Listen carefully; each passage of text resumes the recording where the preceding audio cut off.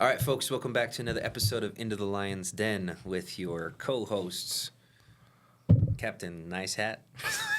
JD never wears hats, so I actually think it fits you pretty well. You look good today. You look dapper. You look like Dapper Dan, man. So we got Dapper Dan. Dapper Dan, man. We got Dapper Dan over here, except for that's a hair product and we can't see his hair, but I still like it. A little alliteration on this Thursday. Absolutely. And Christian Griffith, owner of Pride Roofing and Construction. This episode is brought to you proudly by Pride Roofing and Construction and LVL Creative Studios. JD. No. Give me the big cat, bro. Give me the big cat. Never. Actually, JD, whenever you say So no, we had a Mufasa. That works. He didn't know he was doing it, but we got some Mufasa there. Or whenever you say no, I'm just going to put the Billy's. I would actually laugh really aggressively. So, anyways, today we're gonna talk about a topic that is a pretty expansive topic. It's talked about by, well, just about anybody who's ever been in a managerial or executive or ownership role in an organization. People refer to it a lot. We're going to break it down a little bit, utilize some personal experiences. We're going to talk about managing a business from 30,000 feet.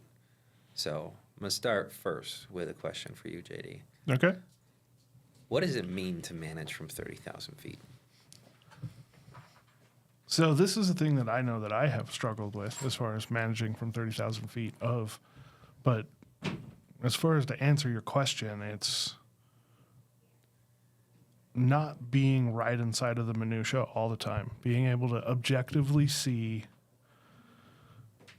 potential problems from before they happen or as they happen from a kind of an outside objective view is how I've always viewed it. So, the idea is really embedded into the name, operating from 30,000 feet. It's a higher vantage point. Eagle's vantage point, a plane's vantage point. Almost everybody who's watched this video has flown in a plane, and if you haven't, you will. When you look out the windows, very large things become very small. And what you can do by operating from such an elevated level is you can see not only the origin, where mechanisms start, but you can see the result as well.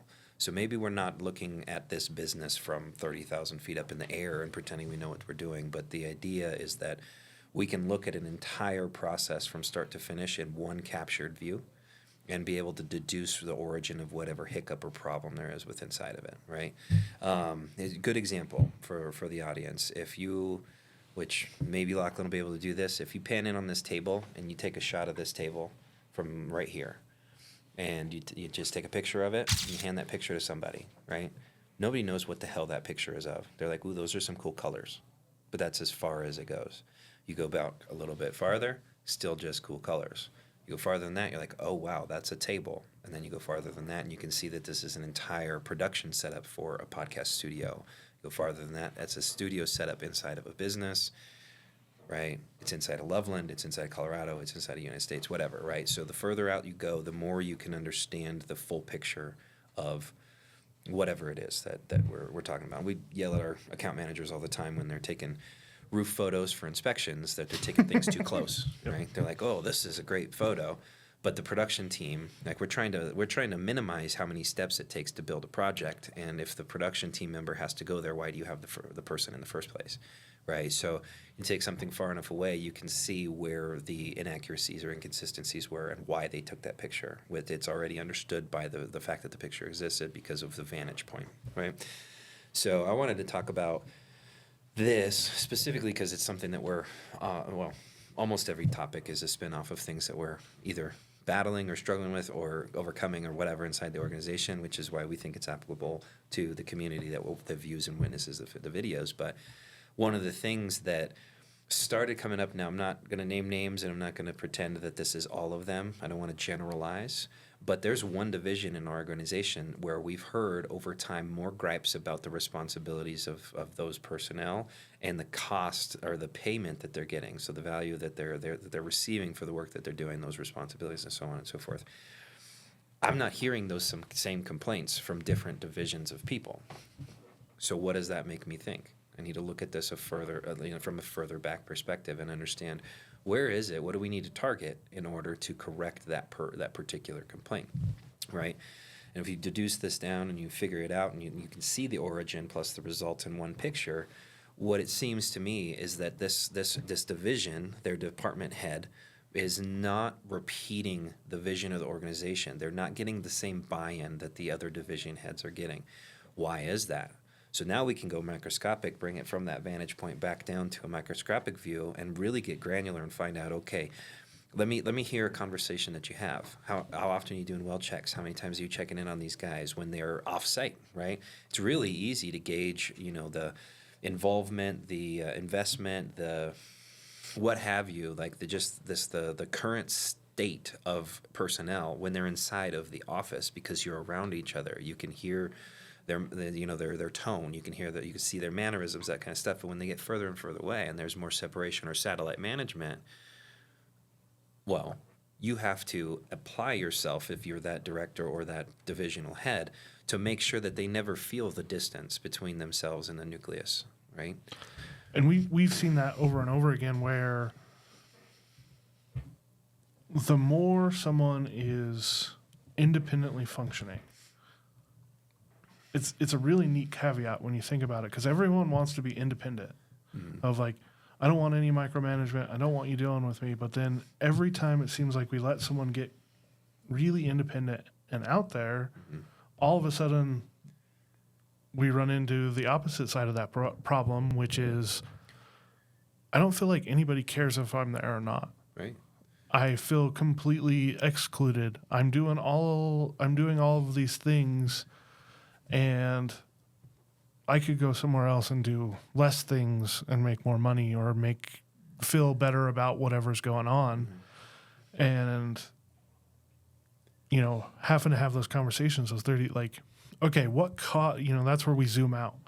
Why all of a sudden did a high performer that wanted this independence and earned it now feels like they're off on an island, completely isolated from everybody? Yeah, if it's deadened, like, I don't know, maybe that's not the right word, but like sometimes somebody's really invested when you're talking about this person. They're very excited, they're moving fast, but then they get further and further away because they're more independent, they're more reliable. They've created a distance because they can be sovereign, they can be independent, but then all of a sudden the shout outs, identifying their wins in a public setting, the gifts that you give to them, they don't mean anything anymore to these people, and that is something that should trip your trigger. That should make you want to pan out and understand where that came from, because if your organization is constantly focusing on, how do we make the culture so good that nobody ever wants to leave? How do we make the culture so good that they want to produce more, and therefore all the ships rise together, everybody starts being paid more, and there's more opportunity and growth patterns and so on and so forth, right? If it transitions from all in to all out, well, we've got to take that extreme ownership step. And in extreme ownership, you have to be able to pan farther out to see, is this a really quick fix, or is this something that came from 27 steps beforehand, right? Where did we fail as an organization? If you can't take yourself away and get the right vantage point, you're gonna attack the wrong thing, right? You're gonna fix something, but it's not gonna fix the behavior, right? Maybe you're gonna fix something that wasn't ever broken and create even more of a resentment or whatever with those people, right? So, yeah, around here, we do a lot of work to create systems of metrics management, right? I used a term at the beginning of the year, and I don't hold this against me, team. I don't think I'm using the word correctly, but I said I want to maintain a fully pragmatic managerial system. And what I mean by that is that it's remove or devoid of all emotion, right? When something needs to be addressed and held accountable, it's because a standard was put in front of them, a metric was missed, right? That's an easy insertion point because you're managing metrics. But if you rely on those metrics and you allow people to move further and further away, people are their own worst enemy when they're inside of their head, right? Idle time is the devil's play place, and that generally, we're focusing on one topic. There's a million things that you can deduce from that vantage point, but this is something really applicable to us. We see it all the time. We want people to feel independent. We want them to feel sovereign. We want them to not feel like they have somebody over their shoulder who's carrying a huge stick all the time, is going to whack them every time they move their hands in the wrong direction, right? And people like that. But when people get into that position and they are afforded, the opportunity to, make judgment calls, use their critical thinking skills, so on and so forth, those thoughts in their head, it's very difficult for us to know what those thoughts in their head are, and we're falling into that that really toxic world of perception versus reality, right? Unfortunately, the truth of the matter is, as inside of a business, regardless of what position you hold, the stakeholder perception is always your reality, right? You could have the best product, the best environment, the best personnel, so on and so forth, but if somebody is allowed, and I don't mean allowed like you're controlling, but like if you allow there to be an opening for somebody to take in a perception that's different than what's actually happening, that's the perspective they have. That's what you live inside of. Now you get to fight that battle from that negative viewpoint. It could be something as simple as, they accidentally waited until noon to tell me that it was happy birthday on my birthday, right? They must not care about me because Joe Schmo over here got a day before post for his birthday. Hey, happy upcoming birthday. So they're thinking about him before they think about me. I must be low on the totem pole. I'm not valuable here. And those thoughts start spinning. And it could just be we got an automated reminder sooner than we did for the other person. It could be something completely unintentional, but creates a reality that unfortunately we now live in. Yeah, it can be. There's so many ways that these, I call them silent resentments, build up. And this is a huge part of 30,000 foot overview of where are your silent resentments being built.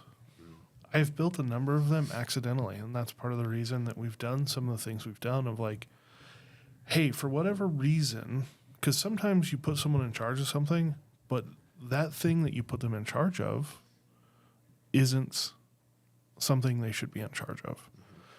It doesn't bring value to them, so it's not going to be prioritized properly, or it's never felt like it was. There's a myriad reason that. So when you do that 30,000 foot look of like, this person's really frustrated. We'll use like the birthday thing, for example, because that's something that was pulled out from under my hat. Because those are things that aren't overly important to me personally. I work here. I love what I do and all of those things. However I feel about those things when I was in charge of it, unfortunately, my personal feelings about that, of it not being like the biggest deal in the world, is not how other people feel. And so we had a problem, and it was like, wait, what's going on? I put you in charge of this. I told you to do this. And it's just like, I get it, but I don't really care about it because it doesn't break my heart. And unfortunately, that's the wrong attitude to have about it. But I admitted that's a stumbling block I'm not going to be able to get past. This would probably do better under somebody who this is incredibly important for. Of put it under someone who's like, I want to celebrate every birthday and I want to celebrate every anniversary and I want it to be a big deal of like a thank you of like all of those things. I'm a huge person on like your 5-year, your 10-year. Those should be huge, that should be a lot of value. But like the year one, partly because of the where I've worked and those kind of things, have never been a big deal to me. Most of the places I worked, it's like, if you got anything, it was here's your anniversary. I'll just say for Skechers, it was like, here's your anniversary pair of shoes that you have to wear at work because you're not allowed to wear anything but our shoes. Like, great, thanks. You gave me a uniform, yeah. Exactly. Yay. And so it's just a stumbling block I had. But when you did the 30,000 overview on it, it was like, this isn't being done. And then you figured out like, okay, JD's in charge of that. He's not doing it. You came and talked to me because you're able to deduce from the grumblings out on the fringes from the people that it mattered to. And it was like, okay, why am I hearing this frustration? And then after you started like, okay, so it's about anniversaries. What's causing this? And then we were able to zone in of like, hey, you're failing at this. Yes, I am. Yeah. And it was more or less, you were doing it because you were asked to, but there was an inconsistency in it. Correct. Because it was like sometimes it was remembered, sometimes it wasn't. It Correct. wasn't something that you carried as, like you just said, this isn't something that I even expect or want from my organization or my people, but other people do, right? Very much so. right? So it was really simple. And we just used DOS, right? Entrepreneurial Operating System. Who are the people who have that personality? They want to be part of a fun committee. Who are those people? And they took it and they ran with it, and they're doing a great job with it, right? It doesn't need to be, it's not a demotion position, because what it did was that may have taken up X amount of time. Call it 3% of your yearly time was dedicated to this one thing. But you just gained back 3%, they added, right? But now you have more open opportunity for things that really trip your trigger, right? So it doesn't need to, delivery is important when you adjust things and stuff like that. Like, I didn't come down on you, right? It's just like, well, what should we do here, right? And at the same time, it's, but it should be, we should have enough sense and wherewithal. And this is something that I struggle with personally from an ownership perspective. I don't know how I'll ever transition to the point where I'm not hands-on, regardless of how good things work. Because when I'm away from it, I don't understand the minutia, right? I don't understand the personalities. I don't know how to wiggle through those hard conversations that need to be had to separate the responsibilities or whatever, right? Because I don't know anybody.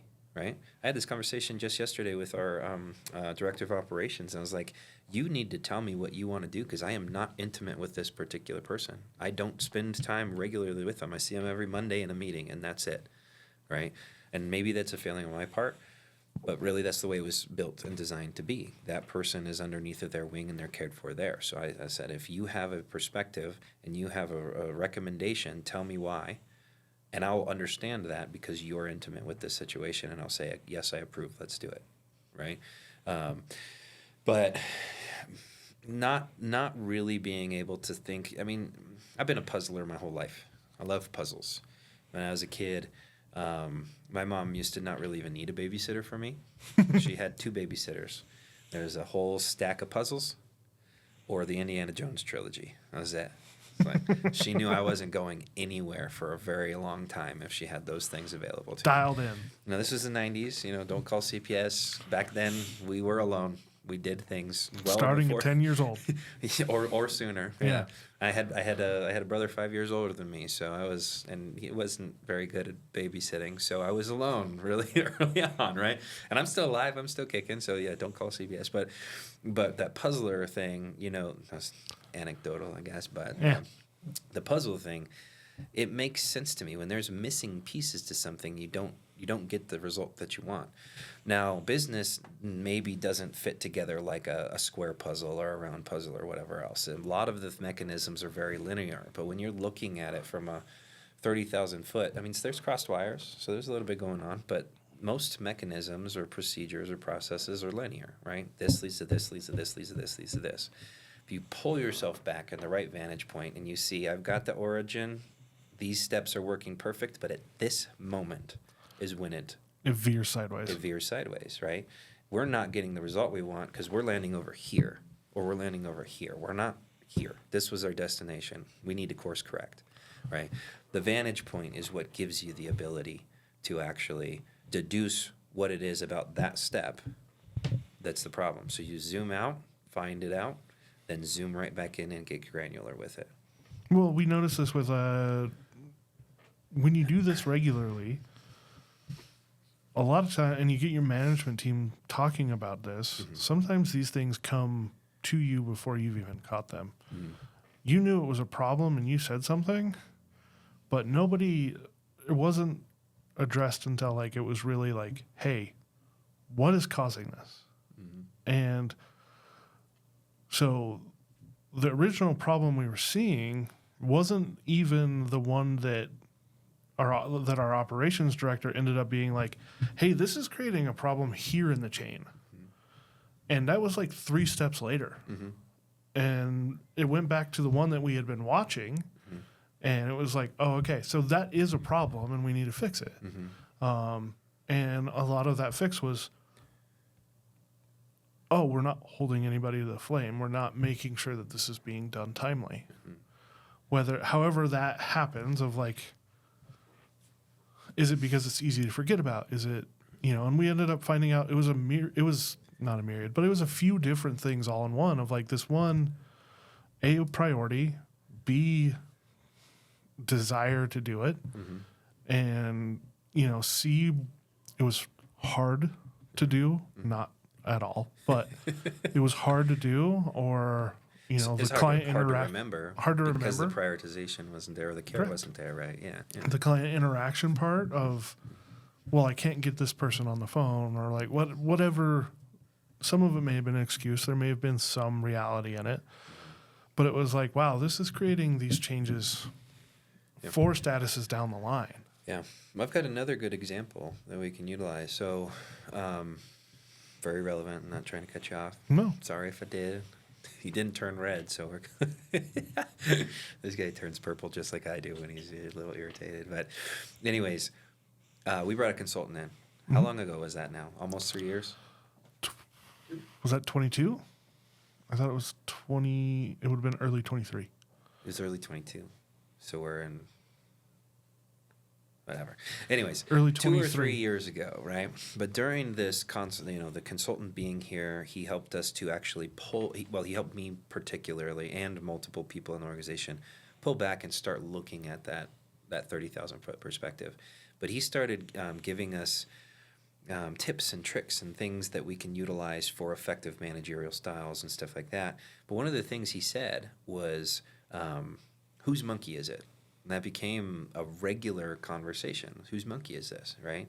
And we all started to get to understand, and what he was referring to was like, if it's your monkey, you take care of your monkey. So if this is your status, you own this status. If this is the process, you own this. You make sure and you control, right?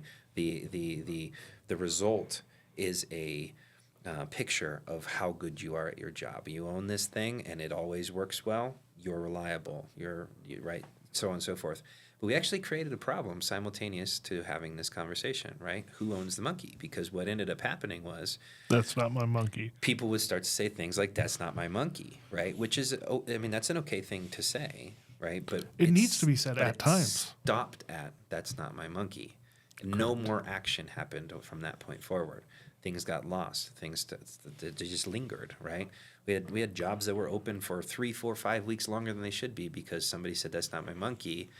And all they needed to follow up with is, that's his monkey, right? Or, that's not my monkey, but nobody else is assigned to it, so let's figure this out. And then let's deduce who's monkey, who owns this monkey, who's the circus guy, right? And so, yeah, it's. But the thing about that was, we didn't know why we were having such a problem with things becoming stagnant, things not moving down the line. Timelines of projects extending for no particular reason, right? Projects not even starting when they're supposed to, and so on and so forth. And then it started to click the further and further out you went, because you started to ask questions to people, and you'd start to get repeat patterns of responses, right? That's like the ultimate key, is deducing the patterns. You can see the patterns from that vantage point. Patterns mean that the same thing keeps happening from an individual source or multiple sources. But if you're working on one particular fix and you find 3 things that, 3, 4, 5, 6 different things that all refer back to it, that's my problem. Now I go in and I start to get a little bit more surgical, right? Yeah, you'll hear, specifically with this example that we're talking about, we heard over and over again, we're like, well, I wasn't told I needed to do that. Right. And then there had to be kind of this base rollback of like, okay, no, you were not explicitly told. However, you own this, do you not? Mm-hmm. Yes. Is that not an extension of this? Yes. Okay. So who do you think should own it? Me. Now you own it. You said it. I believe you. And it was just there ended up being a lot of those conversations of like, when we went to the 30,000 view, it was like, what is going on right now? Mm-hmm. I think we've literally had that conversation at night a few times of just like, both of us are like, what are we doing right now? And then it's just, not everybody in the world can be this stupid. We just hired all the dumb ones. No, just kidding, everybody. That's actually, there's been days it's felt like that. Yeah. It's not true at all. Yeah. We have an amazing group of people, but but it's just, like We are hit each other. hard-headed, all of us. Yeah, there's a lot of bulls, in this office, a lot of egos running around and stuff. There But sure everybody, are. but I like that at the same time. I like people taking ownership and pride in what they're doing. Pun very much intended. I'm all trying to find the logo. I just got the little lion over here, but we're called Pride Roofing and Construction. There's a reason, right? But this idea, the 30,000 foot perspective, does not. I don't want to put it into a small corner of its box. We're talking about deducing problems. That's not the only reason that you go to that vantage point. Sometimes you need to zoom out and see if you're on trajectory for the things that you were trying to achieve. Like personally, my goal, everybody knows, I used to have our goal when we first started, and my goal now that it's just me and the team now, right, was not to create a insurance restoration roofer, right? Roofing contractor. That was never the goal. That was one milestone of the large goal, right? And sometimes things get so stressful, or they get so like, what's the term I'm trying to find here? Like there's so much energy needed to get to where you're gonna go on the small scale that you forget to back up and make sure you're on track, right? You need to be able to do this. If you're a vision maker or one of the vision operators and that kind of stuff in a business, you have to sometimes pause, leave the minutia, and then make sure, are we on the right course for where we're trying to go? Or are we focused on the small things, right? And so it's about planning, but it's also about correct and revise and so on and so forth. But the vantage point, that's really all that I'm trying to identify in this conversation, and for anybody that's watching this video, is you got to get to the right perspective, right? You could be looking at, but I'm not even going to give any visuals. You could be looking at something and thinking that it's one thing, but it's something completely different. I mean, we talked about some philosophy a couple weeks back, but that's Plato's allegory of the cave in a nutshell, right? Do you know what? No. Long story short, it's an allegory. It's a short story, but Plato wrote about these guys that were prisoners inside of a cave. And there's a fire behind them, but not in front of them. It's in a pitch black cave. So their idea and perspective of the world was the shadows that were cast by things walking between the fire and them. Right? So they're just seeing outlines of what's happening, and they're assuming that's what life is behind them. Right? And so I guess the overall understanding here, Plato's talking about, if you really want to understand the world and you want to understand life, you've got to unshackle those chains and get to the other side of the fire and see it for yourself, right? A 30,000 foot perspective is really getting back to the other side of the fire, seeing the world for what it is instead of shadow figures, shown in front of you, right? You need to know what it is that you're dealing with, and if you can't back up, and you don't have a smart enough mind to be able to see all the mechanisms in front of you when the real world presents itself, you're never going to be able to fix the problems in your organization. You're most definitely not going to land at your destination. And I think this is what a lot of companies try to do at the first of every year with vision setting. I actually was going to bring it in because it fits really well into this, but I took some time and I did some vision setting, and there was some things that really fit into this of it was so one of the big things is we trust, and it was the 30,000 foot view of we trust, and then they went and defined trust and like the whole version of trust of like what that means inside of this particular instance, and it was really convicting because it's not how I had ever viewed trust in like a more of a business type situation of like it's a leadership view on trust. And it was just like, oh, and everyone thinks they know the word trust, but when I had it put to me that way, it like backed my view way up, and it was just like, wow, that's actually a really fair point. And I have it on my wall now because it's just one of those things that like totally blew my hair back, because it was like, that is not how I've ever viewed that. Yeah. And that's how the perspective shift of like I had someone pull me back to that 30,000 foot view, and it was just like that's a much better way to view trust inside of a company, inside of an organization, and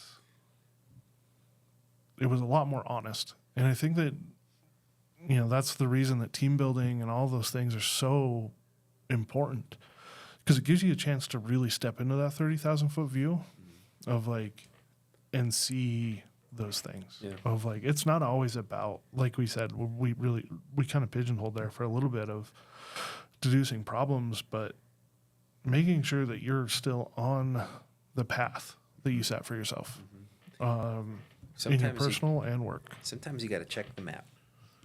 Yeah. Ask anybody who's ever gone on any venture, any military assignment. You're checking the map constantly. You're checking your coordinates constantly. If you're not on pace and you're not where you're supposed to be, you're losing a lot of energy and time, and you might not have rations to make it to where you're supposed to go.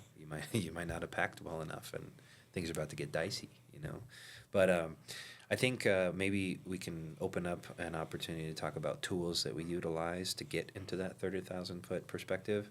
I can think of two that are incredibly valuable. One's a really positive thing for me, and one is a very negative thing for me. And it's negative in a sense that it only happens when somebody leaves, right? Yeah. So the first one, I'll talk about the positive one first. We have embedded in our systems a walkthrough step for all of our projects, right?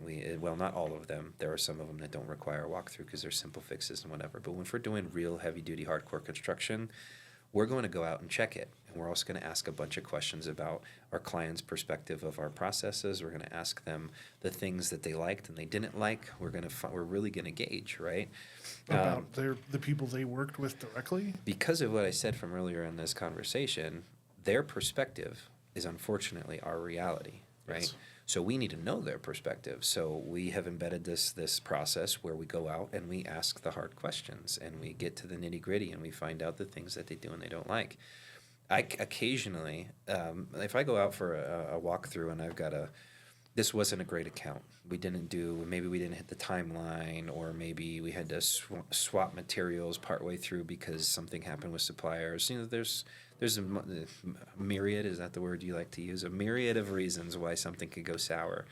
But occasionally, I have to kind of duck my head behind my sheet for notes because I'll start smiling as they're telling me about their poor experience. And I'm only smiling because in my head, I'm 30,000 feet above, and I just pinpointed 8 steps back where that came from. Right? I'm like, oh, boom. Got it. And we can take that to the team, and we can address it and correct it and make sure that it doesn't happen again, and that perspective never actually happens again. But if you don't get the feedback, you're never going to know. You could talk all the shit you want to in the world about how good you are, but it's the response from your stakeholders, your employees, and your clients that really defines who you are as an organization. So we need to get to them, and we need to ask those questions, right? And we got to take it back, pan out. Got these 5 red flags here. Here's the origin point. Go get surgical. Then move back out, try it again, get surgical, and hopefully those red flags become less and less and less and less because you've created smarter and more efficient systems to avoid those downfalls, right? So first one, that's a positive one. The negative one is exit interviews. Exit interviews for me have taught me an incredible amount of things that I did not even think were, that they're not something that I would have ever thought would turn somebody off of working here, ever. In fact, I had one guy, I'll just say his name because most people don't know who he is, but Dino. Yep. Dino was here, and he said something to me. So we were in his exit interview, and he said something to me that really, really got my wheels turning in my head. And I was like, wow, this started from the beginning. He held this resentment for a long time. But he told me a story about everybody's probably watched Wayne's World, and he's got the bowl of green M&Ms, but that's actually a real story. So the roadies for AC/DC, I believe. It's AC/DC or KISS. I don't know. So one of the very first shows that required moving parts and plyometrics and Maybe it was KISS. It's plyometrics, Pyro. whatever, pyrotechnics. There you go. Anyways, fire. There's fire, right? Anyways, so they had this operational manual for roadies, right? Because the people that were assigned to build the stages and stuff weren't always the same people. So he would gauge whether it was done right and whether they were going to continue to run the show that day. If there was a bowl of green M&Ms sitting in the green room on the, the coffee table, because the person that read the manual knew that tiny little thing of 80 to 120, whatever many manuals, that one little line was read in detail. He knew they read it if those green M&Ms were sitting there, right? And that told them that if they read that fine detail into this huge manual of how to build this show and create such an experience, that they know that their band is going to be safe on the stage. They're not going to light anything on fire. They're not going to hurt the crowds, so on and so forth. If there wasn't green M&Ms sitting on that table, they canceled the shows immediately. They did. Yep. So it's actually really cool. From audio school, they actually talk about the lines in the contract. So it's part of their contract for venues. Yeah. And they talk about how it's buried, this particular line. Mm-hmm. But because the show was so technical, and if the stage wasn't put together properly, of like where they had to be a certain amount of feet, because they didn't have the type of pyrotechnics that we have now, they had to be so far away from the nozzles and all of these things for their safety. Yeah. That was their gauge. If they missed that, what did they miss on stage? Yeah, probably everything. Probably lots of things, right? Yeah. So it's really interesting hearing that, knowing the background that I know, because they walked through like I went through a whole class on live audio, and they talked about when you're given a manual, read it. Right. And they're very big on school of that. Like, you read the whole thing. Yeah. So we're both excited about this idea. But, Yes. But he brought it up, Dino brought it up for this one simple reason. He said, I loved working here. I loved all the people. I had a great time. You guys supported me when I was in my low spells for sales, so on and so forth. He said the one thing that really threw me off from the beginning, that made me think that this organization doesn't have all their shit together, was that I was never given a hat.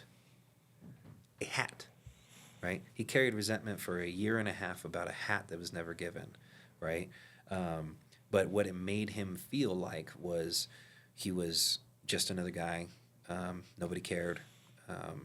Whatever, those resentments and those silent resentments, as you talked about, them built inside of him, it made it very easy for him to walk away from here because of something very small that instigated a new thought process for him, the reality or the perception or the reality now that we were living in with our employment relationship with him. Right? And I can tell you for a fact, in this particular instance, it was not something that was requested one time. Yeah. The request was made multiple times. Right. And it was a failure all along. So so what he's saying, he's asking this person, and it pigeonholed him there, and he tried another avenue, pigeonholed him here. What he was seeing that we didn't understand was this organization doesn't have enough wherewithal or whatever strategic management to make it easy for me to do my job or to me to have the right uniform. If they can't give me the right uniform, what else are they not giving me? What else, right? So it makes them appear like, it makes the organization appear like it's going to be a sinking ship, and he wanted to get off of it, right? And so I use that as an example because it was a fine, tiny detail. I would have never thought to ask people, are you happy with the uniform that you were given, right? Now we have uniform protocol, right? We've got sheets. We know what the required pieces are to give out. We have people sign off on them. We ensure that they get there. That stemmed from that conversation with Dino, right? We're going to avoid those problems or that inception of some kind of negative perspective from that one conversation. So you can help yourself by gauging feedback from your stakeholders all the time. And that was another one that we've talked about in the past, where this is a thing that I put in place at the beginning and disappeared along the way. Yeah. Why did this disappear?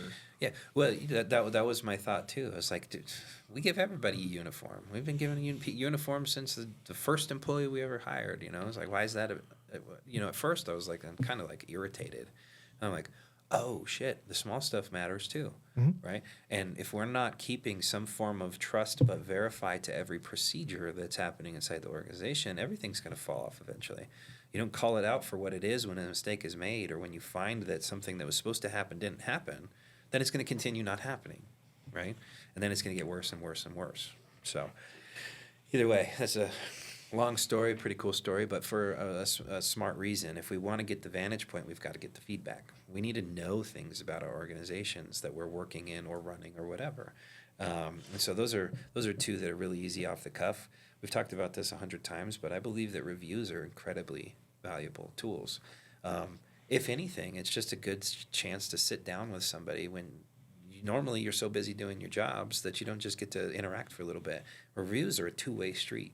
I think that's one thing that a lot of people don't really, maybe not a lot of organizations utilize that tool, but it's like, I want you to review us. Tell us those perspectives. Tell us, make those silent resentments not silent anymore. I can't do anything about it if I don't know about it. Tell me where I'm failing. Yeah. It's like, gauge me as your mentor, as your boss, as your manager, or whatever. Tell me what it is, right? Because I don't want to make this same mistake with other people. I don't want to create these negative opportunities with anybody else, right? So reviews are huge. The walkthroughs for us, I'm sure there's customer experience surveys and stuff that everybody can implement into their practices. And then it's a believing in the things that you offer. Like, some of our guys rarely ever turn in, actually get their clients to fill out the customer experience surveys, but that's because they don't believe in the customer experience surveys the same way I do. You see a pattern in a customer service survey where it's like, okay, how was your communication from the scheduler? And you get 10 different people that say the same thing. Well, unfortunately, that was, or whatever. It could be a 1 out of 5 scale, or there's comments that say, I was never told when my product was going to land. That was a problem for me because my dogs were outside and they were trying to eat the people as they came in, or whatever, right? So you're killing yourself, death by 1,000 cuts, by not getting the right information that will allow you to look at something from the vantage point you need to, and then get back into it and fix those things. Right.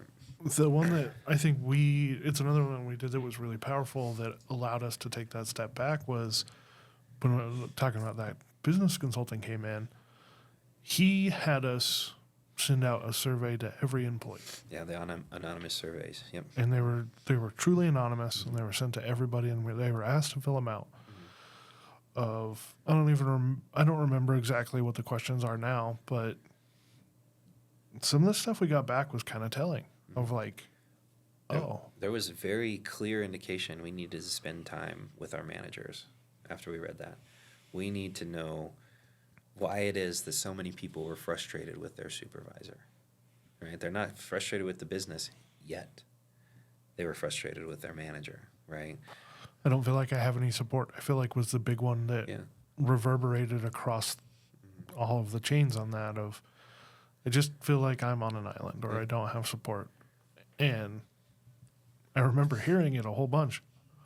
They know I'm here. My office door is always open. This or that. And we got a million things like that. And all of us were like, well, yeah, I mean, that's true. But then as we stepped out again of like, okay, let's look at this viewer of like, the way that you answer someone at the door tells them if your door's open or not. Yeah. Yeah, that was part of it. It was, people were just giving off a connotation from behind their desk that they didn't want to be bothered, and so people stopped bothering them, and then they created this fictitious world that they're on an island and they don't have any support. It could be that they were picking the wrong time. It could have been their approach. It could have been a lot of things, right? And we've even discussed that in team meetings. It's like, knock before you enter, right? Ask if it's okay. The door is open, yes, but we might be in the middle of something that needs to get done right this second, and then next second, that's for you, right? But that can't happen if you barge in there and you ask a question and you literally disrespect the time that they have with their client or whatever it was that they were working on that day. That's going to create some friction, right? So knock on a fucking door. it's a simple fix, but we haven't had that same type of feedback ever since then, right? It's like, okay, let's learn a little bit about an honest exchange of words. How do you get into that? Hey, do you have a moment? Yeah, I got a moment. Or, hey, do you have a moment? I need to finish this. It's going to take me 5 minutes. Can you come back at 5? Yeah, sure. Great. Right? It's very simple, but now there's no elevated emotions. We can get back to that pragmatic managerial system we were talking about. There's no emotions anymore. It's like, yep, I have my time. I took care of my time. Thank you for that. Now it's you. My focus is on you. And it also let managers explain some things that maybe they hadn't taken the chance to explain. Like, I took that time to explain, if I'm not looking at you, I don't hear you. Yep. It's a thing that I've always had of like, if I'm looking at you, you have my attention and I will hear what you say. If I'm looking at the screens, and this is partly because of probably ADD, let's be real. But if I'm looking at the screen and I'm doing something here and I don't look at you when you're talking, there's an 80% chance all I heard was Got some Muppets action going on. Charlie Brown's parents. There's Charlie Brown's parents. No, well, who's the guy on the Muppets that's like? Anyway, I know who you're talking Yeah. about, but But well, for me, it's not necessarily am I looking at you. It's I'm one of my Achilles heel. One of my biggest vices or downfalls, I guess, as a leader or manager is I'm too nice. So I'm gonna interrupt what I'm doing because you walked through the door. But unfortunately, because I know that this was a priority, but I'm giving you my time, I'm rushing you through it. And I'm probably not giving you all the whys, all the hows, all the whats. I'm probably not giving you all of the explanation that's necessary to answer this question. I'm going to give you a half-assed short answer, and I'm going to try to get you out nicely so that you can go deal with it on your own, right? I'm too nice, but then that's me being a dick by not giving the support they were supposed to be needing, right? So, it's all a little bit different, but either way, feedback. Right, feedback is the most valuable tool you can use to get to the right vantage point. feedback is huge. Yep. Yeah, I mean, take it with a grain of salt, though. Right, obviously. Not all feedback is good feedback. yeah. Let's put that little disclaimer in there. Right, we'll say things like the customer is always right, but let's just be honest. Those of you guys that know, customer is probably only right 9 out of 10 times. The customer is always Actually, 1 right. out of 10 times. You have to remember the whole thing. Yep. So you take in it. matters of taste and preference. Yeah. Yeah. But yeah, you gotta keep take it with a grain of salt. Understand there's probably more things than what you just heard. Ask more questions, get more feedback, get more perspective, so on and so forth, right? But when you see the pattern, I think that's what I really needed to deduce here is the pattern. If you have similar people, maybe they're very different problems, but it all results with one particular person or one particular process. Well, we need to go work with that process or that person because the pattern has shown, right? There's multitudes of people who have a difficulty doing X, Y, Z, whatever. It could be A through Z, all of these things, but they boil down to this one person or process. Let's work on that, right? Who does this? Who does what? 30,000 foot view. Frankly, everybody should. It's not just an owner's job to look at things from a 30,000 foot perspective. Maybe not your entry level people. Most of them don't even know how to get that high in a vantage point because they don't understand the system. But anybody who's responsible for any form of the business, whether that's they own this procedure or they own this department or they own this team or whatever it is, if you own something, like that's your responsibility, and all of those things that you're responsible for, they are a reflection of your management. You should take yourself out for a little bit, look at it from the right vantage point, and make sure your teams, your processes, whatever it is, are the way that they're supposed to be. And if they're not, it could be that the pattern boils down to you, right? That's self-analysis, right? There's been plenty of times in those exit interviews, walkthroughs, or reviews or whatever, where I'm like, shit, this is me, dude. Like, I started this. I've said that in your reviews how many times? Like, I fucked this one up. I know why you're acting this way. I know why you're doing this because I said this, or I asked you to do this, and I didn't give you any guidance there. That's my fault, right? You're never going to be able to do everything right, but you're never going to be able to really correct any of those things until you start to take it back a little bit. You find the patterns, you accept it. and Own then it. act on it. Own it and act on it. Because there's been plenty of time. There's plenty of times I think that even when you're well-meaning, the words you say are improperly. First off, if you have to have a hard conversation with someone, don't fucking text them. Yeah. Just Yeah. have that conversation in person. Yep. 80% of communication is nonverbal. It's a wild thing to say. 80% of what people receive as in communication didn't come out of the word or the lips of the other person. It was the way they held themselves. It's the eye contact. It's the mannerisms, the tone, right? All of those things matter. So if you want to address things properly, be a fucking man, do it in person. Or a woman, do it in person, right? Yeah, just freaking put on your big boy pants, big girl pants, and freaking handle it. Absolutely, absolutely. So, do you have any other points on this 30,000 foot conversation? I know I could go off on this for a long time, but I think it's an incredibly valuable tool to be able to pull yourself out of the trenches for a minute and look at the war from a different perspective. I think the only thing that I'll say is like a caveat on this of this is a tool. Don't live in the dreamer land. If you get stuck at the 30,000 foot view, Yeah. if you're always operating from that 30,000 foot view, I feel like this is where you, the former partner used to operate almost exclusively from at times. Not almost. Exclusively from. Well, it does more than, I mean, you're not useful to your team by just deducing problems on their behalf, right? And you're not useful. Somebody's just like, I mean, that's like looking at a trash can that's overflowing or somebody threw trash on the outside, right? And you sit there and you're like, how could people be so irresponsible? Or how could people be such big pieces of shit? Pick it up. Just pick it up, right?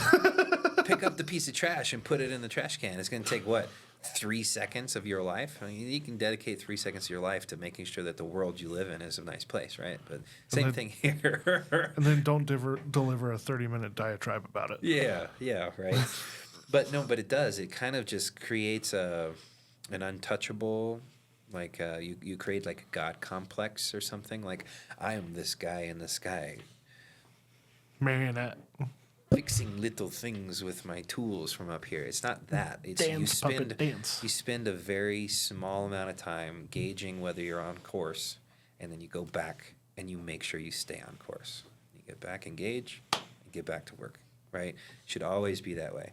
I mentioned that's one of the things that's going to be the hardest thing for me as things expand and we grow and we can become more and more successful is the fact that I don't get to be in the trenches as much, right?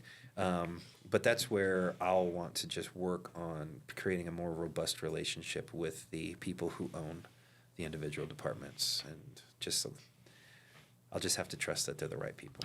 New level, new devil. Yeah. So, either way, but any last minute thoughts? All right. So I think this was a good conversation. Let's learn how to manage from 30,000 feet, know when we need to look at it from that perspective and when to get back to work. So thank you guys for tuning in to this episode of Into the Lion's Den. Please like and subscribe, engage in the content. If you have any questions, please make sure to add it to the video, add it to our Instagram, direct message us, give us a phone call. We don't care. We just want to provide things that are useful for you in your lives and help you get better day by day. Better day by day? Deader? Not deader. We want Wow, you to be more alive. I butchered yours and then butchered it myself. Heck yeah, we're out of here. Have a great day, guys. Catch you on the flip side.